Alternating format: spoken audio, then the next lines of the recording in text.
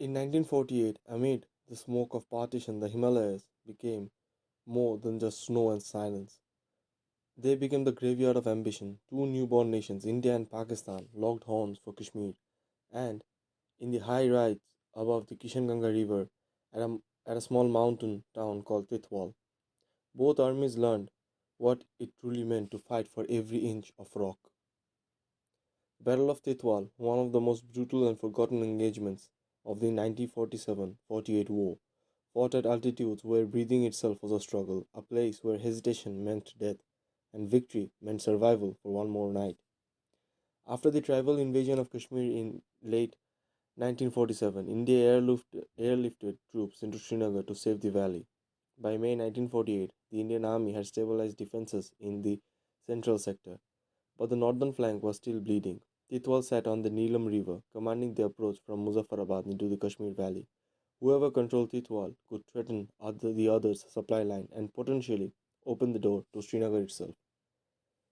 The Indian 163rd Brigade, led by Brigadier Harbaksh Singh, received order: capture Titwal, hold it at all costs.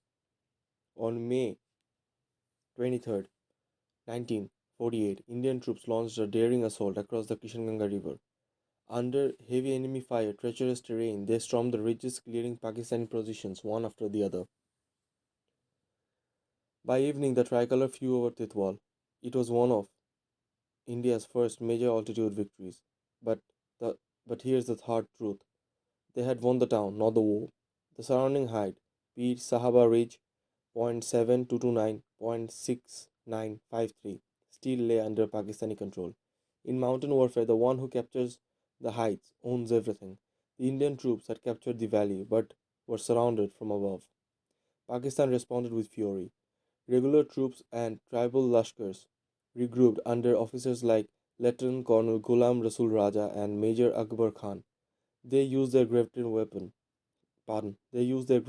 weapon, the mountains themselves. From the ridges overlooking Titwal, they unleashed artillery fire, including a 3.7-inch howitzer nicknamed Shahzadi, dragged by hand through the mountains of point 9444. That single gun dominated the battlefield. Indian supply lines were stretched thin. Airdrops were irregular, the terrain brutal, even supplies cost blood. By July, positions had turned into death traps, trenches collapsing under mortar fire, soldiers rationing food and ammunition. The Indian forces fought back with courage, but the courage doesn't win wars when strategy collapses under terrain. The battle turned into a war of attrition. Every ridge, every bunker was won and lost again. In 1 week, the front line could shift 3 times. The Pakistani troops managed to reclaim several dominating features. Indian positions across the river were cut off and forced to withdraw. Both sides suffered heavy casualties. The mountains showed no mercy to anyone. Frostbite, exhaustion, altitude sickness claimed more lives than bullets. By October 1948, after months of carnage, both sides dug in. Neither could advance, neither could retreat. The front froze, literally and figuratively, until the UN ceasefire of 1st January 1949. Officially, India still held Titwal when the guns fell silent, but the larger truth: the battle had bled both the armies dry, neither advanced its strategic goal. The army learned a brutal lesson. I'm talking in context of the Indian army. In the mountain, seizing the towns means nothing if you don't hold the ridges. The Pakistani forces learned something too. Courage and cunning can offset numerical inferiority if you master the terrain. The front line at Titwal would one day become part of the LOC, dividing India and Pakistan to this day. The Battle of Titwal wasn't just a fight for land, it was a test of endurance, leadership, and the human spirit against nature itself. Thousands of young men fought and froze in silence, their names barely remembered, their positions now empty stones on forgotten ridges.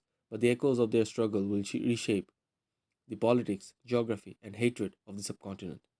The mountains remember, even when nations forget. If you found this story worth remembering, don't let it vanish in the snow. Like, share, subscribe, and keep the memory of those who forgot where even gods feared to tread.